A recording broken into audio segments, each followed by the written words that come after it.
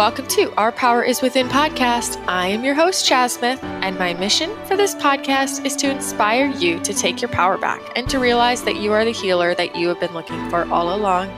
We are capable of healing in mind, in body, and soul. Today's episode is brought to you by Primal Trust Academy and Community, created by Dr. Cathleen King, who is a dear friend of mine and has been featured on this podcast 3 times already. Primal Trust is more than just a program that you are left to do all on your own. It is a whole community with many different avenues of support. Within the community, you will find forum support moderated by coaches and other graduates of the mentorship program. You have access to study groups and integration groups to help you navigate the Regulate program, which is the foundation program where you would first begin, designed to help you find freedom from chronic illness and trauma by teaching brain retraining, somatics, breathwork, and more. They really focus on combining both a top-down and bottoms-up approach.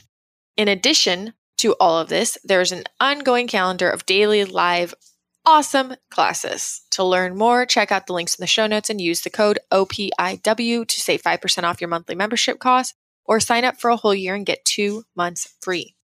As a reminder, this is the last week to win the 4 free months to the Primal Trust Academy and Community, where you will join Regulate, interact on the forum, participate in any live classes, and join the study groups to jumpstart your healing today. This is all courtesy of Dr. Cat. There are several ways that you can enter to win, and I am going to allow unlimited entries for these 2 weeks. So we started 1 week ago, and this contest closes in exactly 1 week on April 4th, and the winner will be announced the following week. As a reminder, there are several ways that you can be entered into the drawing. You can sign up on my website homepage to my podcast email list if you have not done so already. You can create a short story on Instagram telling me why you want to win and tag me.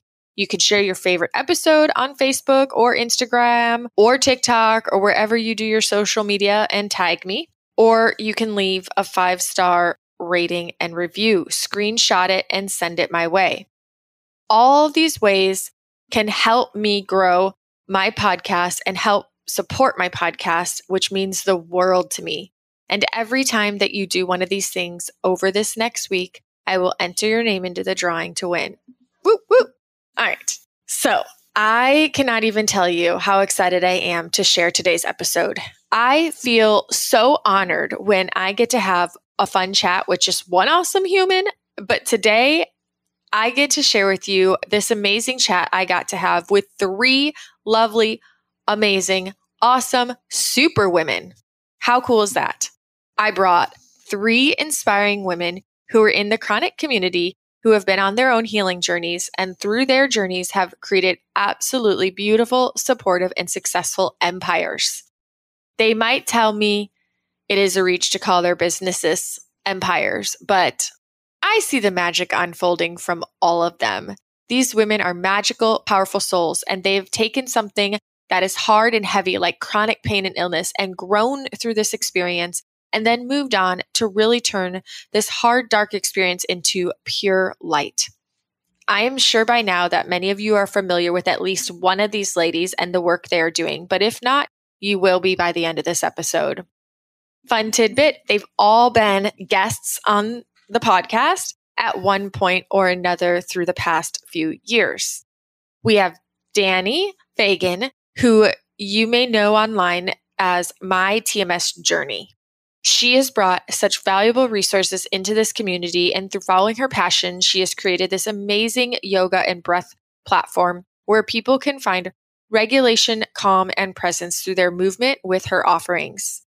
We have Dr. Cathleen King, who has gone through her own extensive healing journey and has learned so much along the way that she knew she needed to put it all together in a way that made sense for people to help them begin to step into their true self, or as she calls it, their adult main personality, so they can live their purpose, their truth, and their values to create magic in the world and experience deep healing. She now offers this beautiful online community experience with multiple programs, live classes, and community support. And we have Jennifer Mann, who also brought into light a vision she has as she was emerging through her healing experience in partnership with her also amazing business partner, Carden Rabin. She has created this wonderfully supportive, comprehensive school for self-healing known as CFS School. If you have an idea burning in your belly, a dream, a vision, a goal, or you know in your heart that you are meant to build your own business, but maybe you've lacked confidence or you've not felt ready, or you felt at a loss of direction, or maybe even fear arises, then this episode is for you. These women all open up to have a real conversation about what life is like stepping into their truth and allowing their visions to transpire, and how to balance everything along the way, like honoring boundaries, learning from our mistakes, not defaulting back into old patterns, and more. So I'm just saying, you might want to pull out a pen and paper for this one to take some notes and jot down any follow-up questions you might have. Please enjoy. All right, ladies, welcome. Thank you so much for being here. This is so exciting to have all of you in one place at one time and get to see your beautiful faces. Hello, darling. It's lovely to be back, and thank you for inviting me. Good to be here, Chaz. Thanks for having me as well. All right. So, as we all know, but for the audience to know, we are talking about building a business, either through, during, or post-recovery, and everything about that, what it looks like, what it feels like, the ways it helps us through our recovering journey, the way it might cause setbacks, and then how we manage that, all the good stuff. And so what I'd like to do to set us up is I'd have each of you spend a few minutes just sharing a little bit about yourself and what really inspired you to step into this journey, to take this on, to birthing in a business, and where the mission or the inspiration came from, if you will. And anyone can start. Don't be shy. I don't mind starting if you want. It's weird when there's more than like two people in a conversation. It's like Brady Bunch, you're not sure where to go, are you? Obviously had conversations before, Chaz, and you know some of my story, but just a little recap. I had chronic back pain for about 3 or 4 years and chronic anxiety my whole life. Now I look back, it was a laundry list of many, many different things. And I found this mind-body work, although all of us kind of approach it in a slightly different way. It's all singing the same sort of song, I think. And I almost sort of fell into this accidentally. And I think from what I've spoken to a lot of people about kind of the progress when you're healing and when you feel healed, you feel compelled to do something with that information that helped you because so many other people are suffering. And I think that's probably true for most of us. I don't think anybody's ever 100% healed because we live in a mind-body system, right? It's like you're never going to be switched on or off. That's just the way it is. But out of that chronic cycle, I felt like I needed to do something with the information that I'd found. And back then, it's not that long ago, but it feels like long ago now. Back then, there wasn't really that much information online about mind-body recovery. There was some books, there was TMS Wiki, there was Nicole Sachs doing her podcast and a few other things, but nowhere near like it is now. So I felt sort of compelled to put together all the links that I'd used, all of the information that I'd found to help me recover into one place. And I just built the website, mytmsjourney.com, to help other people. I had no idea that this was going to become my job. I was going to say quite happy graphic designer in my past life. I was severely stressed out, burnt out, 9 to 5, a freelancer. But as soon as I kind of connected with people in the community, I realized that there was more to what I'd done than just stick it online and leave it. So once I felt kind of well enough, I decided to do a yoga teacher training just for my own enjoyment because I was well enough to do it, kind of like a reward for recovering, I suppose. And then it just sort of fell into place that it makes sense to teach these principles, this nervous system work to other people.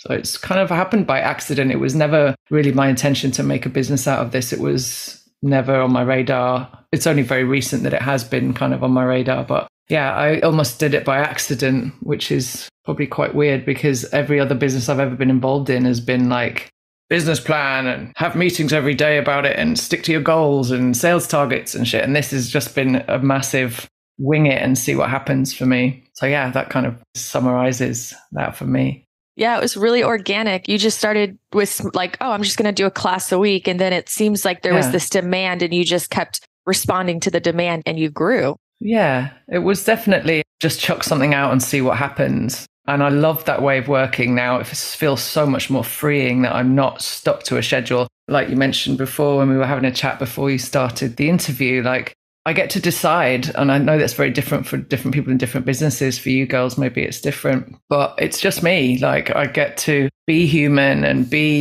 switch off when I want and make use of my on-demand, my online content where I don't have to show up in person. And that has been really weird, actually, as well as massively freeing. It's been like, I still get this now. And I went on a trip recently and I had the same thing happen. Like, I feel like I should be being productive 24/7 still, even though I'm earning a full-time wage and my business is running in the background without me doing anything really massively to keep that going if I take a trip. That is really, really odd to me. That's kind of very foreign still, but highly recommend. Yeah. Who's next, Jen? Kathleen? Yeah, sure. I can go. Thanks for sharing, Danny. I love that. So I guess I'll summarize my experience and my story as well. So I had chronic fatigue and POTS and chronic anxiety as well. Since I was a child, I used to get panic attacks and I used to faint from the panic attacks when I was little.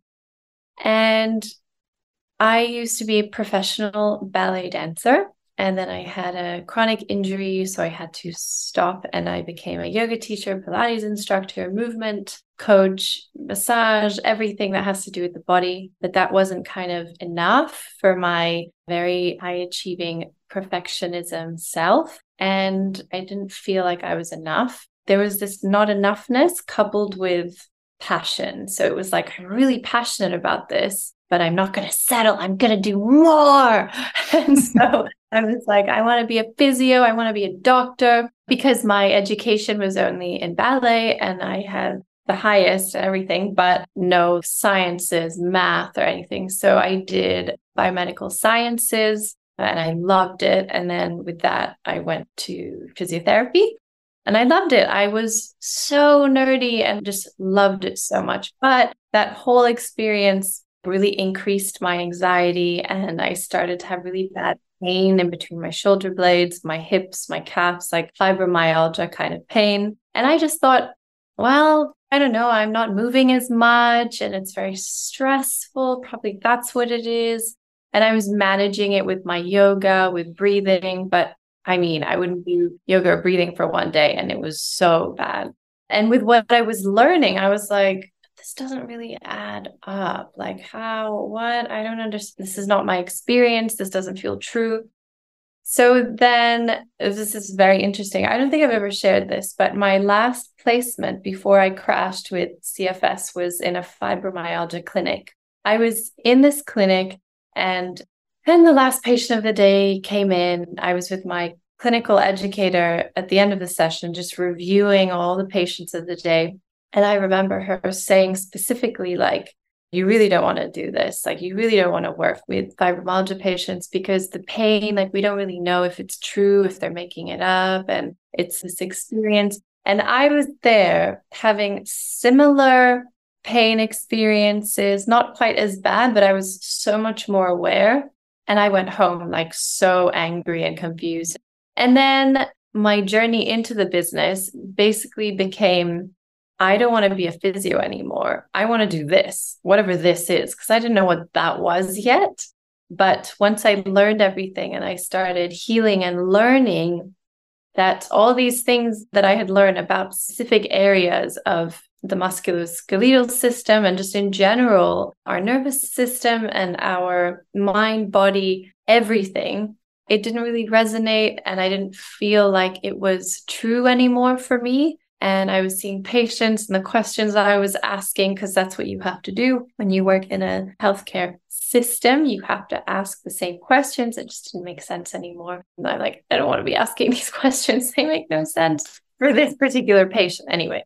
So I left physiotherapy. And while I was still kind of healing, I was finding my feet. I met Carden, who is my now business partner. And I didn't really know how it was going to begin and how it wasn't like we're going to start a school and or whatever, a CFS school, and it's going to happen. We were just like, I want to help people. Maybe I'll start with one-to-ones, but I'll get a few certifications. And then Carden was like, let's hold a container. Let's hold 5 people and see what happens. And I was like, cool. And I wrote 8 weeks of content in a day. And Carden was like, whoa, like, okay, calm down. And I was like, I got more if you want. And then that's how it began. So in some ways, Danny, I resonate with that when you said kind of not on purpose. I mean, the purpose was there in terms of I wanted to help the people. I just didn't know it was going to become this business. And it definitely helped me alchemize what was happening inside me already, like my healing. And I chose the first day I did brain retraining 8 months before, I saw some results and I chose to say, I'm healed. I'm choosing this path of being healed. And I was still having symptoms, but I was like, no, this experience of getting there is really helping me. I like this. So even with the business, even if I still had ups and downs at the beginning, I was like, I'm healed. It's fine. I can fucking do this. And then I did. So for me, it really worked, just staying in that state in my mind and body, like, yes, this is right. This is good for me. Everything is healing. It's light. It's good for me. It's good for me. Okay, that's it. Awesome. Thank you. All right, Kathleen, it's your turn. I love these stories. It's so beautiful to witness both of you just following the call that's happening, and it's awesome. My story, I started as a physical therapist a little over 20 years ago, and I was actually trained in the Sarno method and Thomas Hanna, and I worked with mind-body disorders with chronic pain. And I fortunately was trained a little bit alternatively to the typical physical therapist in the States. I had some awesome mentors. And so the irony is that I worked with chronic pain, a lot of fibromyalgia, a lot of the chronic stuff back in Portland, Oregon. And so I believed in the mind-body connection. I really understood it. And then somehow I started to get ill. And before I knew it, I was chronically ill and unable to work and diagnosed with things like Lyme disease and chronic viral infections and chronic fatigue and PTSD and just mold and, the whole thing. And I was like, what the hell? It was like it came out of nowhere. But really, it was just building up my whole life, high trauma as a child. And I didn't apply my mind-body medicine because I had infection. I had real toxins and the lab test to prove it all. I didn't have pain. And I never had pain because I knew how to work with pain. It never happened to me in all those years, which is pretty rare for my type of situation.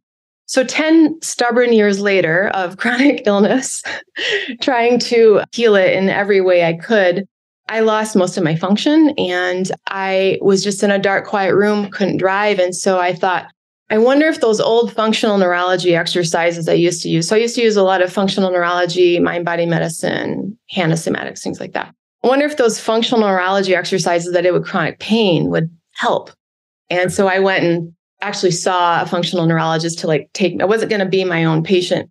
And sure enough, I started to turn around quickly. I'm like, what the heck?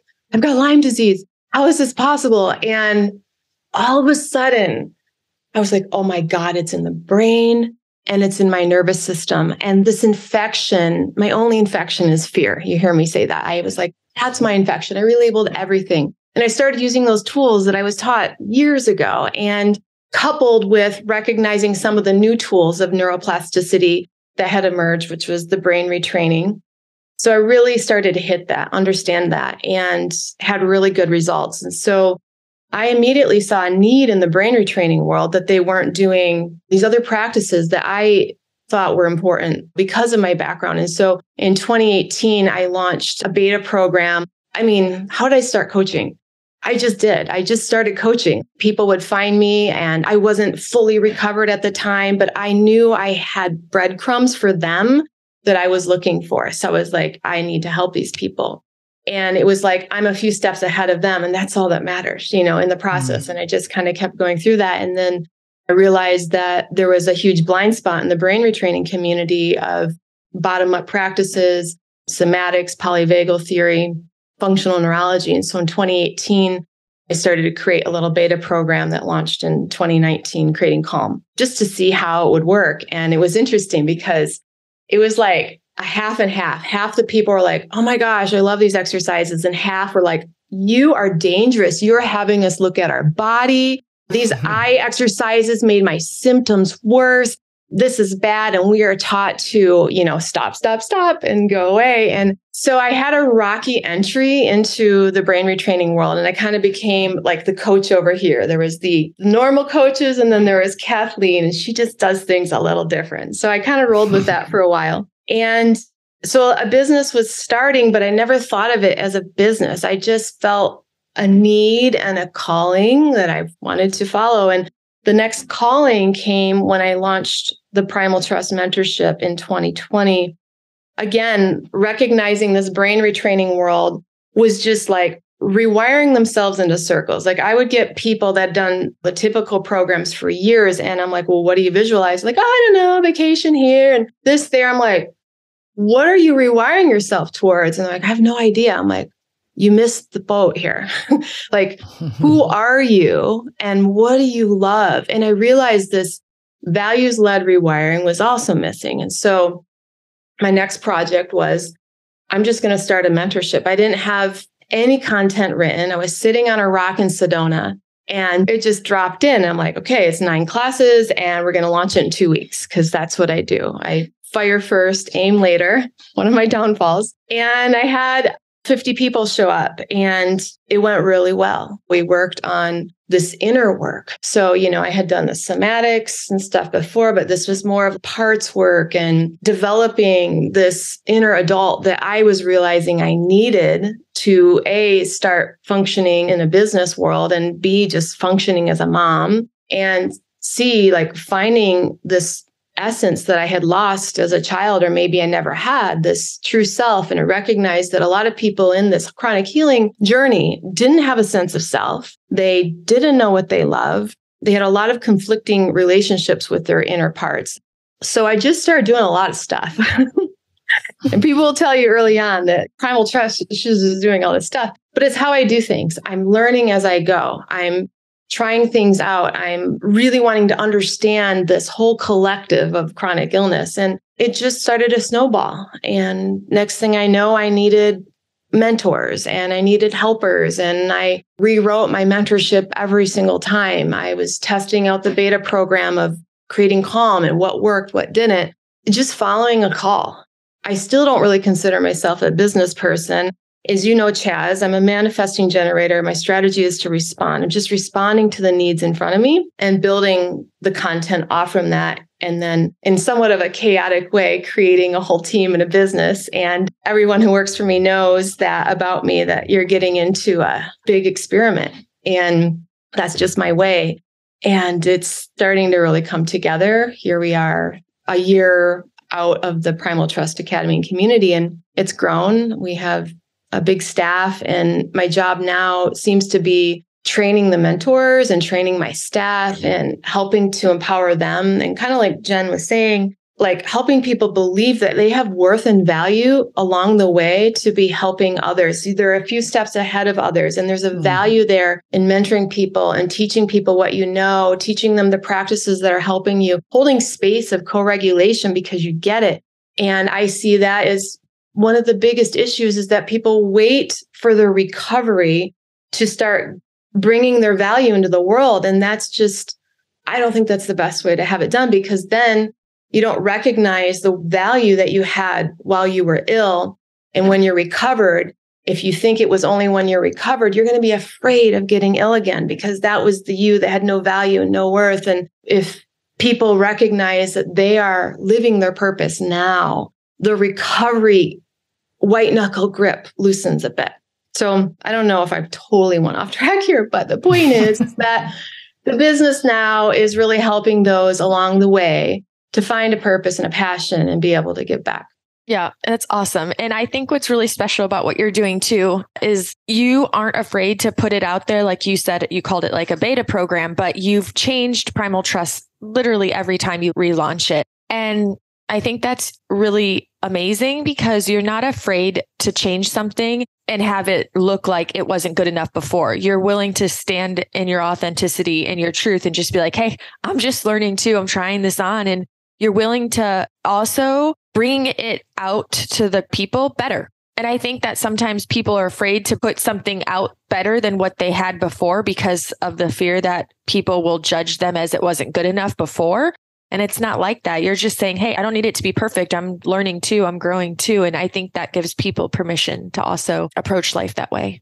This field that we're all in, like we're all trailblazers, and think about what we know now is so much more than just 2 years ago, right? So we're all in this whole arena is so new. It has to change. It has to adapt. It has to evolve, or else we are missing the boat again. We're missing what's coming out in the collective consciousness that's needed to be healed. I receive different information now than I did a year ago, what to emphasize and what's coming forward. And I think that everyone in this room is on that conscious expansion journey and bringing live transmission as you go. It's not like things were the old way where you make a program and that's just what it is for 10 years. I just think that time is done in collective. Yeah, I see a lot of people always saying, oh, she's always improving things, which is really cool that they're taking it that way. Yeah. Okay, so it sounds like none of you really had this big vision and that you were always working for. You just had this feeling, you had something that you're passionate about, an interest, a thought,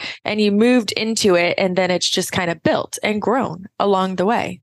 I always had vision of something really big. I didn't know what it would look like, and I didn't know it was going to be a business but one thing I did do once I found out that healing was possible, when one person only had healed and recovered, and I watched their video, I was like, if they did it, so can I. It's pretty basic, but everything on that list I now have. And I was talking about this with someone a couple of days ago, and I was like, wow, all those things are now an active experience of my life. And I remember that when I wrote these 10 things out, it wasn't like a big house, live by the beach. It was like, how do I want to feel? Like, why do I want to live by the beach? Why do I want passive income? Because I'm a projector, and that's how projectors work. I want something that helps. Why do I want to help people heal? Like, how do I feel and how do they feel when they receive my wisdom through my own experience that I learned through other people? Just going through all those things, my vision was an expansion of all of this to help people recover. I didn't know how, have a life that now we are completely living. So I think that I did do a lot of manifestation, and I think I always have. I just didn't call it that, but I have always had a lot of belief. Like, if I want something, it's totally possible. I can get it. I can live it. I can be it. As long as I just keep rehearsing the feeling of having it, then I know that it's accessible. If I don't rehearse the feeling of having it, then it's scary, like more scary than ever. So going to what Kat was saying about your experience and value, and who are you and what do you want? Like, you're healing for what experience? Like, what are you going to be? How do you want to do this? For who? For what? And so we too, because of my experience, and like we have that in our program as well, because there's the practices and all that stuff, but then what is it all for? Because if there's no bigger picture, there's no any picture. The brain is like, these neurons are only going to fire if there's enough drive behind them and belief and feeling and like, yes, I can see who I am, who I want to express myself as and be and what I want. So I just think we have so much incredible potential with our mind and body. It's just truly magnificent. It's truly amazing. Yeah, I love that. I want to ask you a question specifically. So in your past life, it's quite common knowledge now that you were a bit of a perfectionist. We've talked about it. You've addressed it earlier. You were that way in your ballet and just in your living and with your business. But now it's very well known in CFS School that you teach in a way that's everything but perfectionistic. And you really encourage everybody in your program to do opposite of perfection. Like, there's no one prescription. There's no one right way. This is exactly how you do this program. It's like, make it your own. There's no right way. How did you get from A to B? So I like to think of myself as an adaptive perfectionist. So there's maladaptive and adaptive. And there is like a path, which I didn't know this before. I was a totally maladaptive, but I think the reason why the four of us are in this room, because of some adaptive perfectionism and some pattern of high achieving, but in a more conscious and aligned way, rather than, I have to do this because of my dad or because of this or because of that trauma. And that's what I was doing. I just didn't know it, but now I do. So from A to B, it was essentially because it is useful, like adaptive ways of mastering something is useful. It's how you get from A to B and succeed, right? If you want to pass a test, you can't just be like, I'll make a few mistakes, I'll be fine. Like you have to pass the test with enough margin of error that you actually pass the test. So the risk of sounding that perfectionism is not a bad thing, I do want to actually give a little bit of credit to that pattern. It's not all bad. So A to B is A, it's like you make a mistake and I'm a failure. I am nothing. I feel worthless. I get pain in my body. I experience a very bad experience. And then through learning to tend to the needs of little Jen, who never really got that secure ground under her feet, that safe, unconditional love that was calm and it's just there and everything's okay. It was just like chaos. Going back to her every time, like, why are we doing this? And also, what are you feeling? How can I keep repairing that relationship to myself with me towards her? And through that build and repair, she kind of feels now, if I'm 100% honest with myself, she feels like her needs are being tended to. So I am now able to use some of my perfectionism, achievement, adaptation, let's call it, I don't know, but in a way that feels safe and not scary. And that was through the repair of this relationship to my inner child and feeling safe and secure in my body. But about our program, yes. Totally. There is no one way. We are all different people with individual experiences, and all of us were guides for you to take the knowledge, the wisdom, the practice, and then make it yours, because that's how you're going to know that it works best. Because at the end of the day, it's you with you and no one else. Yeah. And so if you make it yours, then you know that it's there for forever. Yeah, that makes so much sense. It's funny because so many people that find themselves in this community and types of programs to help them heal. It's funny how often there's people that are like, oh no, I want to be told exactly what to do and how to do it because of their past conditioning. That's what feels safe for them in that moment. And then we say pause. And then we say, that's a neurology that you're doing. Yeah. That's not necessarily helpful for this particular healing path. But yeah. Yeah.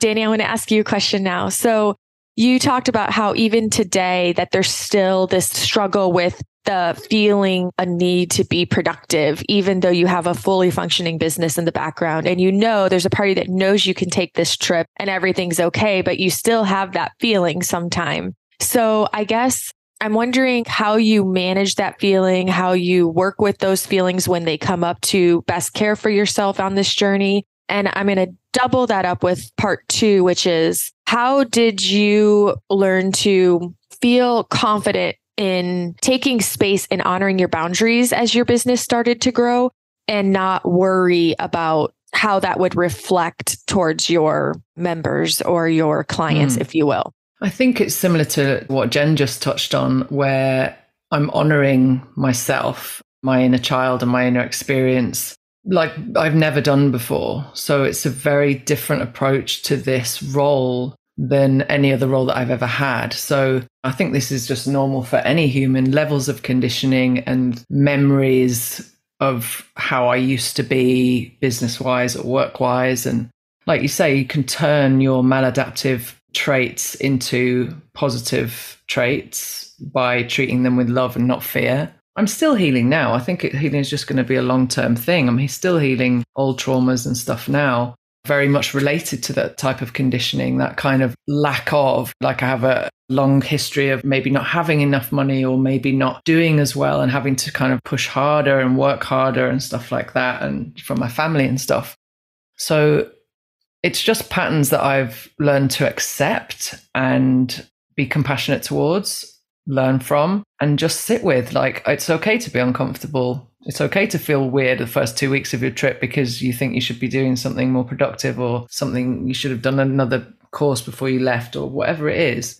There's always so much more that you can do, but I need to honor my capacity, which is still sometimes up and down. And I need to honor that child inside that, like Jen said, never really had that kind of constructive boundaries and ethic, if you like, in terms of how you're working.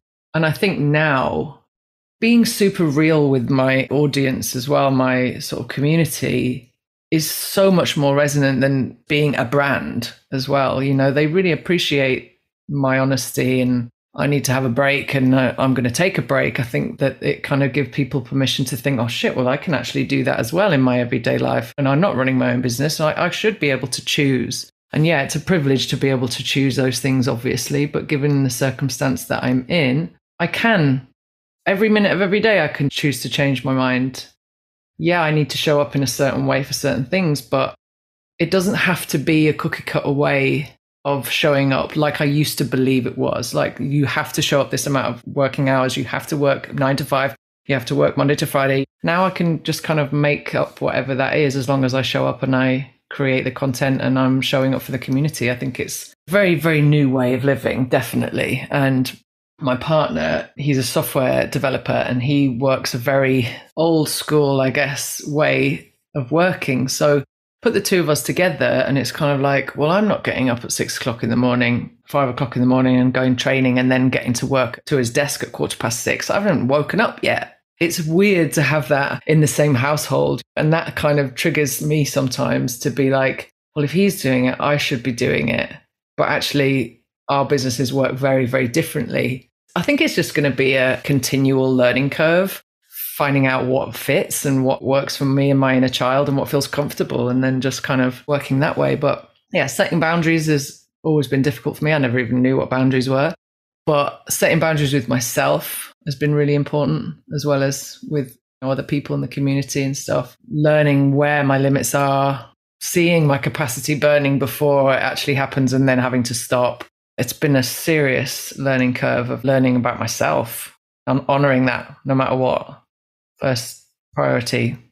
Yeah, it sounds like the journey of your business kind of developing and unfolding has also been congruent with your continued growth and your continued healing, because it is reflecting these old patterns and these opportunities for you to choose and step into something different. Yeah, exactly. Every single time I do that, I'm setting that new neural pathway and deleting the old one. Like, it does just take a lot of repetition. I'm much better with it now than I was before. I think it just takes time and practice, like any of this healing stuff does. Yeah. I'm happy with that now, and it takes as long as it takes. I'm comfortable with that. I don't beat myself up about anything anymore. It just is what it is. Just accept it and embrace it, whatever happens. Yeah, that's awesome. All right, Kathleen. So we know that your business grew fast. It kind of came out of nowhere, right? Like, you had 50 people in one mentorship. You launched this community not knowing what to expect, and it took off. And sometimes when businesses start to grow really fast, it's hard to keep up with them. And in my experience, from what I've learned and things like that, it's like, oh, where do I go? What do I do? How do I navigate this? I'm curious how you were able to approach this experience of dealing with, like, oh my gosh, my business is growing really fast. Like you said, now I have to hire mentors. I'm going to do this. How were you able to navigate that? And also, what were you learning along the way in terms of how you could manage your self-care and also prioritize your well-being? Yeah, such a good question. Again, my strategy is to respond rather than to plan. And I think knowing my design, my entire business was built around my gene key and human design. And really knowing that was a guidepost where I could respond to the needs. And I also am somebody who's not a micromanager. I do not like to control others. So I think that allowed me to expand quickly, because I could say, I need somebody to do this. And I just let them do it. I need somebody to do this, and let them do it. And that gave me a freedom to continue to respond rather than to manage and control. I'm now at the point where the business needs a manager, so I have somebody else doing that, because knowing what my role is and knowing what it isn't has been what has saved my nervous system, my body, my sanity. I'm really clear on that. I'm really clear on my values. I'm really clear on what I don't value. And of course, sometimes in business, you have to do things you don't value. Like I don't value figuring out the numbers in my books, but I had to do it. And those are things that can throw me out of balance. At this stage, I had to do that. And so I'm also aware that when I'm getting thrown out of balance, like building out my platform, I did all of that myself. I needed to learn those things. Some of those things would kind of spin me out, but I knew why. I'm like, I don't like this. I can do some brain rewiring and practice my valuing this. And I would kind of like, all right, this leads to that. So there are things that would sort of spin me out that I had to do, but I knew they were temporary and I knew I would hire them at some point. And there were things that I did love to do. So I think that's what helped the expansion to happen. I mean, again, that's part of my design is quick expansion and community building. So I'm just living it, and getting out of the way is one of the things that I've had to do to let other people build what they're doing in the business and just trusting that it works out. And so far, it just has. I've been really blessed that everybody doing everything, they are empowered to do it their way, and it somehow fits into the whole. Yeah, that's awesome. This is a general question, so anyone can answer if you feel it's applicable to you.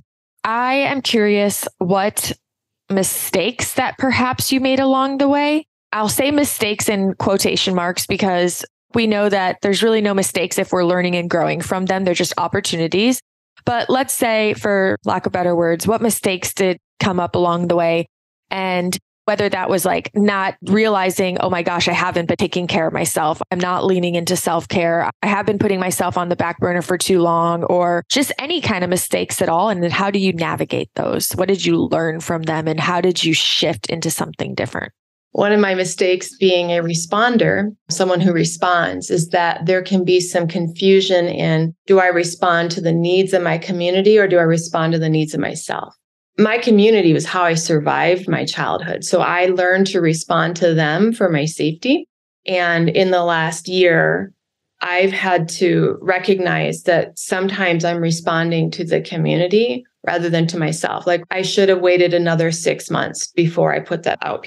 People were like, oh, I want it now. I want it now. I'm like, okay, responding to you guys. And somehow, even though it was one of my values and I'm passionate, so here's what's tricky. I valued it. I was passionate about it. It was in my vision. And the pull from others was so strong that if I would have just taken a little bit of time to check in, like, this isn't the right time for me to respond to this. So I'm learning these nuances and subtleties of my pattern and the tricky pulling out, living my passions versus you do that later and attend to me now. And that's been a beautiful development. And our business is always here to help us heal. And it's just leading to a deeper layer. But the mistake was I went against myself and I could feel it. And the momentum was in place in the quickness that I launched that new program. So that's one I'll point out for me. Yeah. So then you had to learn from that, step back, and then really take the time to really reinvest into yourself and your own well-being. This new phase is different where I'm having others help to hold the container of the mentorship coming up. Like I'm not going to do it all by myself anymore. I don't have to. I'm responding in a new way and just different forms of pacing, recognizing that it can feel awesome and it doesn't mean it's right now. So that's one of my big life lessons and I'm in the middle of learning it. I can relate. When I have a passion or an idea, I want to do it all right now. Mm-hmm. Yeah. And then it's no wonder that when I try to do it all right now, 1 week, 2 weeks, 1 month, 5 months down the road, I'm like, wow, why am I so tired? Because you thought you had to do it all now. There's this urgency, this hurry. Does anyone else have anything that they've had encountered along the way? I think similarly to what Kat's just said, I think diving into stuff too soon or diving into too much, thinking I can cope with doing X amount of classes every week or X amount of courses or X amount of design work or X amount of hours on social media. Like just overwhelming myself with everything is a lesson learned, definitely. And I have trouble with delegation. One, because at the moment I don't have anybody to delegate to, but there's definitely something you've made me realize there, speaking, Kat, about I know what my lane is. I know where I feel most driven and where I feel my role is. And that does shift. That has shifted over the last couple of years. I even somehow don't really relate to my pain persona anymore either. Like I'm not that person anymore. So things have got to pivot again, and it's a tricky thing to keep up with. But overcommitting is definitely, I wouldn't say it was a mistake. It's definitely been something that I've learned from. And taking this kind of chunks of breaks that I do allows me to step back completely and like almost start afresh and remember and remind myself, like, I don't need to be on my phone 24 hours a day. Yeah, I do my own social media and I do my own design work. I do my own customer service and shit, but that can wait. I haven't shown up on social media while I've been away really at all. And no one's probably noticed. I did. Did you? I'm joking. Where have you been? Oh my God, we've been waiting. I was feeling really sad about it. No, just kidding. We worry so much about what we're putting out there, but really it's being received in a much different way than what we perceive, I expect. I think that's probably the main thing for me as well. Overcommitting too soon, maybe, or just in general. Yeah. Okay. Jen, if you don't have anything, that's okay. But if you do? No, I mean, I'm sure I've made plenty of mistakes, but something that comes to mind is at the beginning of our business, the way that Card and I complement each other very well, I think. And we have different strengths, and it's really nice to be in partnership with someone. And I've always been kind of like a lone warrior. I've always had my freelance thing going, or like work so hard all the time. Whereas through also similarly human design, and I've learned that I can produce much more by doing so much less. And that suits me so much more. So I think one of the things that as our business also grew quite fast, I thought that I could move at the same pace, or I thought that I could keep flowing with my creativity and flow with the community. But now there were other people that I hadn't communicated with or that I hadn't waited for. And then there was maybe some misunderstanding, like you shouldn't have said that quite yet. And for me, I'm like this bird flying, and I'm like flying here and flying there. And then when there's other elements to the journey, that all of a sudden I'm like, oh no, okay, I'll fly this way. And then my energy is just, I guess, learning how to express myself in a more structured way, which suits my need to express in my flow a little bit less. But I think we're finding a good balance. But so I think it would be that, like, just not realizing how many people are involved and me just continuing to flow as I normally do. But now there's all these people that I have to communicate with within our team and our community. But yeah, as you said, Chaz, every mistake or failure, it's just opportunity. For me, even, I don't know if you can relate, but every crash, every dip, personally, I have always, in hindsight, been so grateful. I'm like, that's where I learned the most. That's where I grew the most. It was horrible and it sucked. And it was in that moment, I didn't realize it. But afterwards, it was just what brought me to, catapulted me forward every single time, every setback. And that's been the same in our business. All the things that happen, you just learn, and then, then you move forward. Yeah.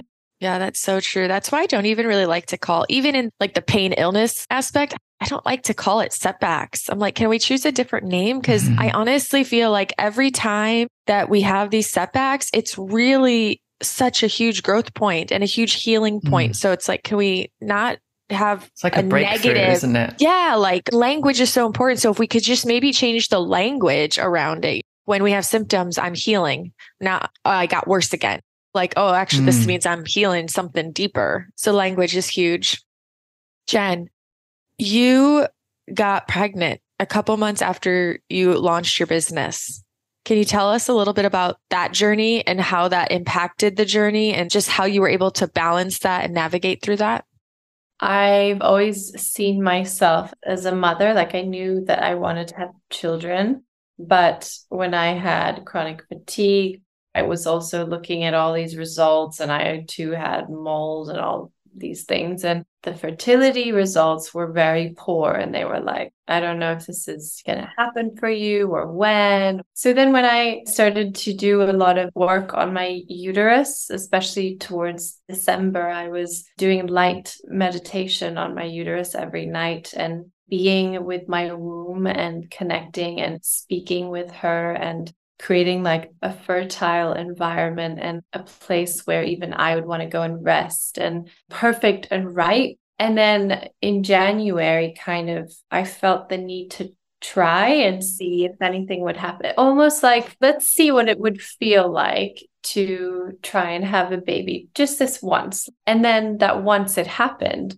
And so I didn't really have time to think how, but when it happened, I think at the beginning, I was shocked, not in a bad way, just in like, oh, wow, okay, what's happening now with my body? I need to do some reading. Like these feelings are weird. And so then that coupled with this business that was growing, it was a lot to manage. Like, I'm not going to lie, the first trimester was hard because in the first trimester, my window of tolerance went down a lot. And I had to do a lot of work on reminding myself, like, this is okay. This is your first trimester experience. Fatigue is normal. Being tired is normal.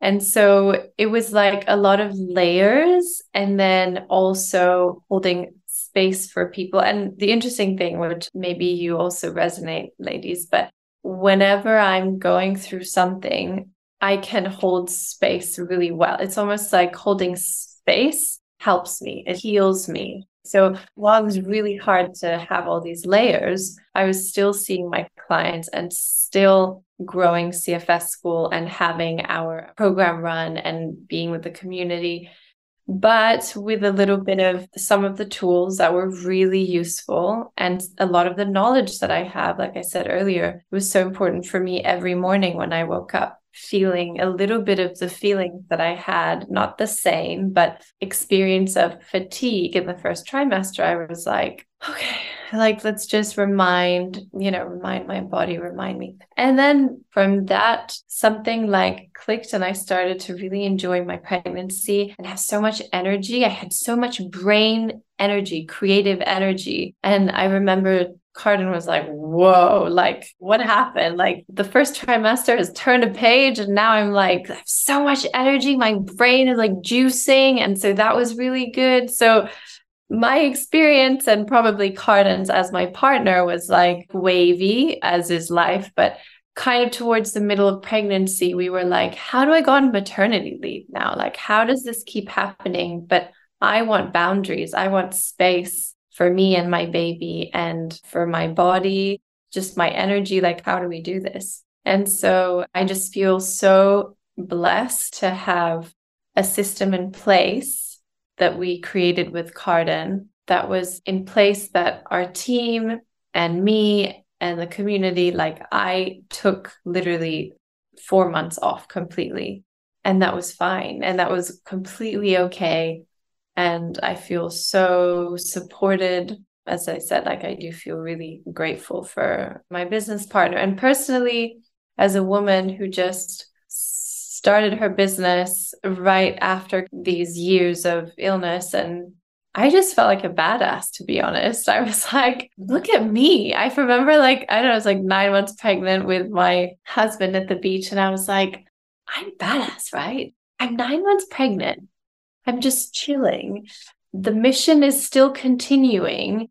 If I want, I can flow with my community on Instagram. But if I want, I don't have to, if I need my space. But I don't have to do anything right now if I don't want to, because I'm honoring my body. And the community is growing and CFS School is growing and we have the self-study and it's working. Again, like Kat said, we were like, are people going to heal without what's it going to be like? Even at the very beginning, we were like, we know this works, but let's see. It's an experiment. It really is at the beginning. And then you see it works and you're like, oh my God, holy shit, it works. This is incredible. And so I just remember feeling really proud of myself and of my body. Like, Kat, I know you've had babies, and have you, Chaz? No. No, Danny, you haven't, right? Yeah, I thought you had. Okay. Yes.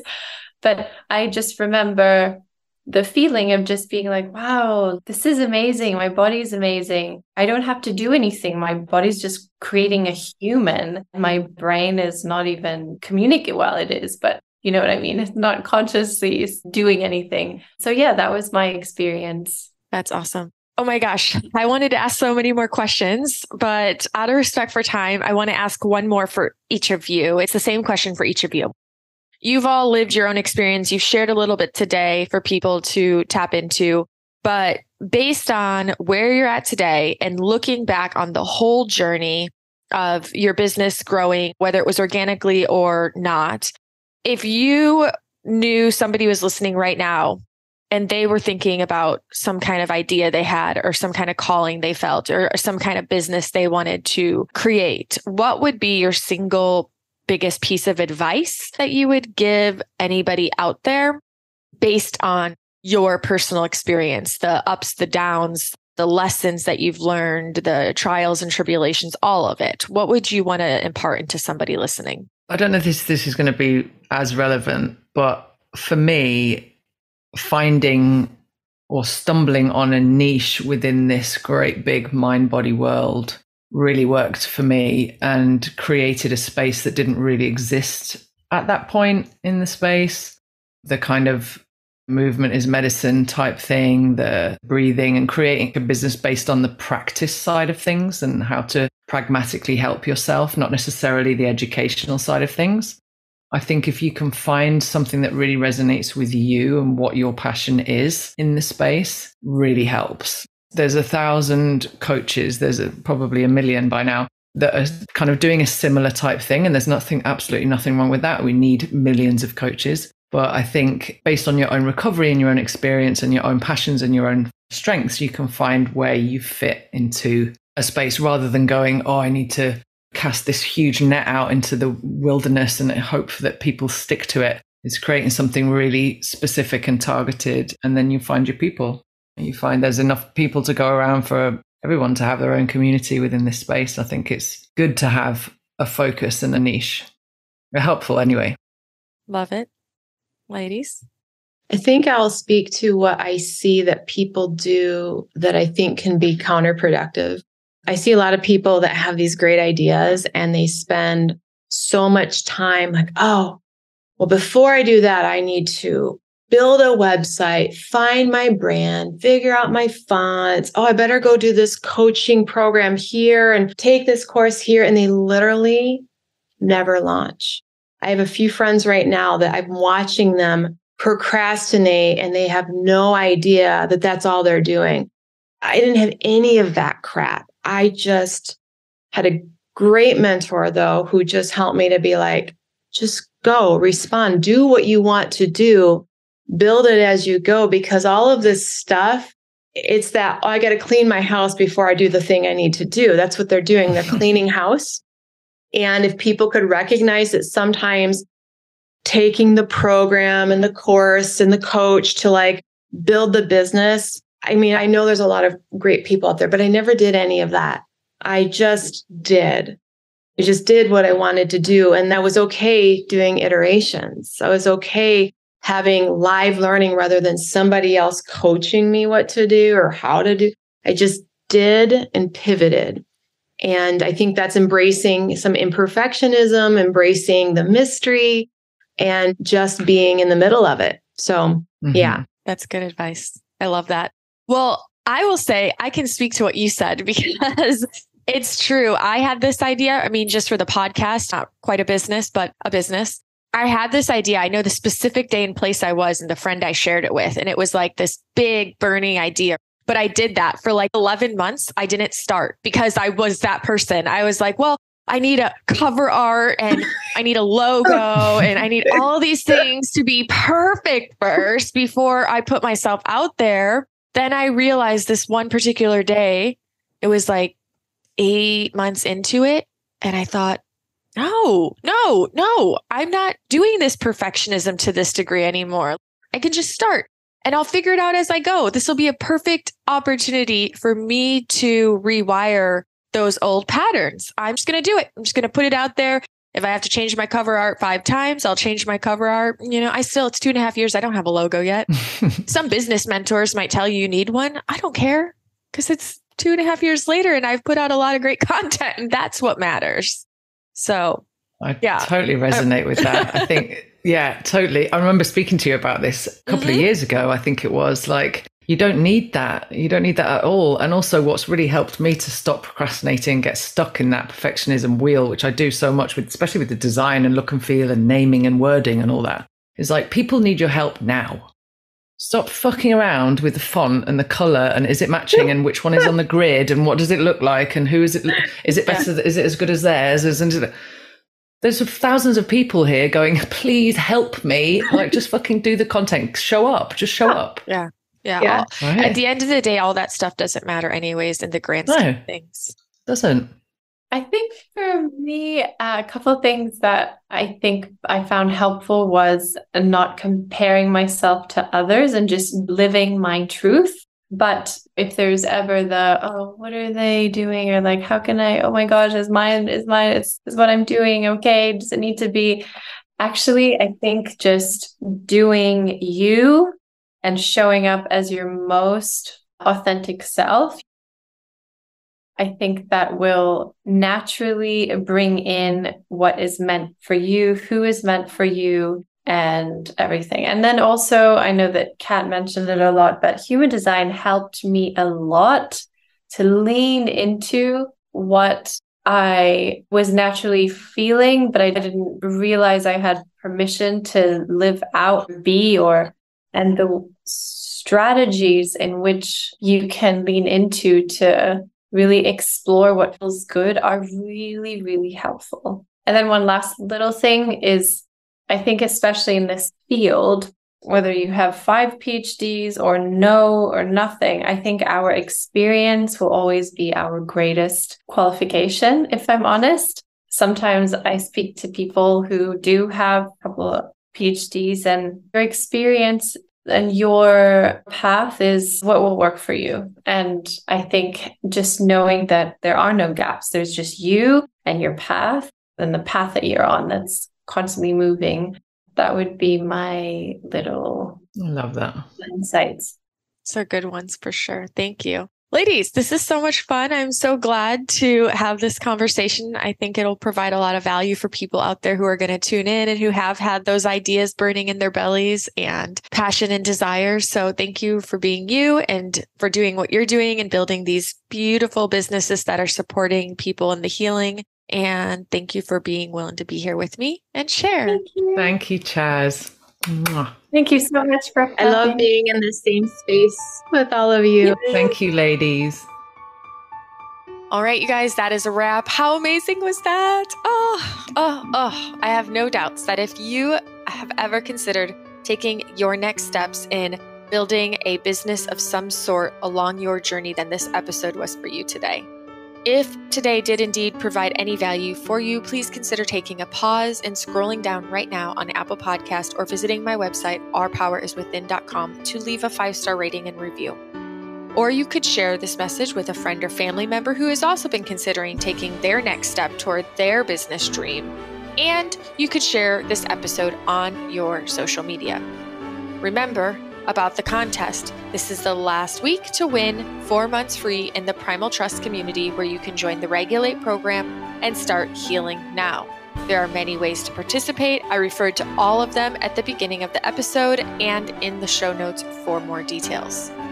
Also, as I mentioned earlier, if you had any follow-up questions from this episode, make sure that you did indeed jot those down and send them my way.